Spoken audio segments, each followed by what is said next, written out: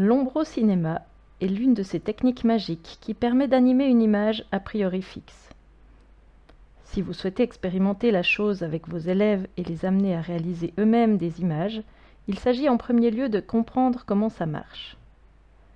Ce type d'animation d'image repose sur deux principes. Le premier est celui de l'animation même. Comme pour le film, le dessin animé ou le flipbook, le mouvement est décomposé en une série d'images qui seront visionnées à une vitesse appropriée, permettant au cerveau de recomposer le mouvement.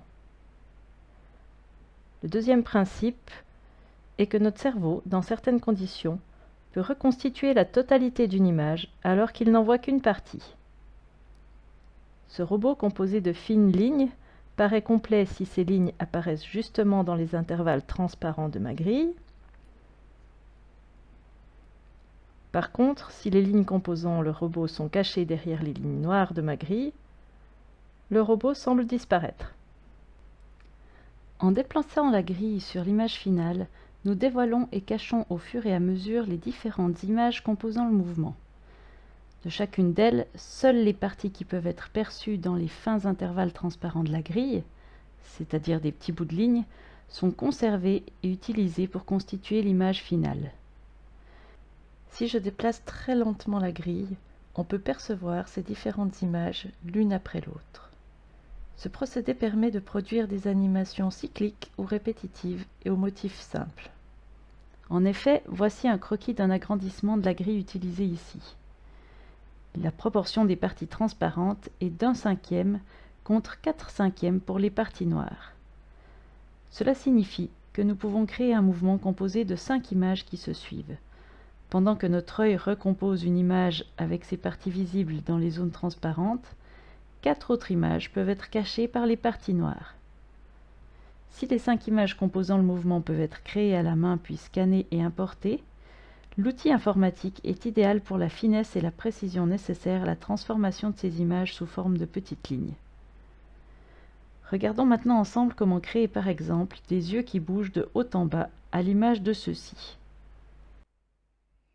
Pour créer les 5 images composant le mouvement de ces yeux, j'ai utilisé Illustrator. J'ai obtenu un fichier où les images sont superposées, chacune insérée dans un calque différent, comme nous pouvons le voir ici. Nous avons dans ce calque le contour des yeux, qui restera immobile, puis la première position des yeux, la deuxième, la troisième, la quatrième et la dernière. J'ai ensuite importé mon fichier Illustrator dans Photoshop, conservant ainsi tous mes calques avec leur nom. Pour obtenir l'image finale en ne conservant que la partie utile de chaque image composant le mouvement, je leur ai appliqué à chacune un masque que l'on voit représenté ici sous la forme de ces petits rectangles. Les croix rouges indiquent qu'actuellement ces masques sont désactivés. J'affiche maintenant un de ces masques en cliquant dessus, tout en maintenant la touche Alt de mon clavier appuyée.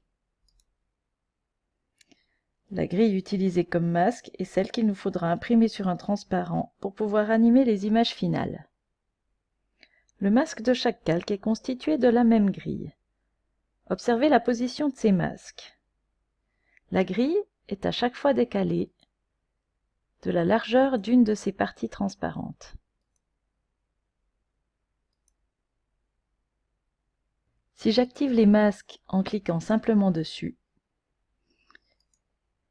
nous visualisons alors l'image finale.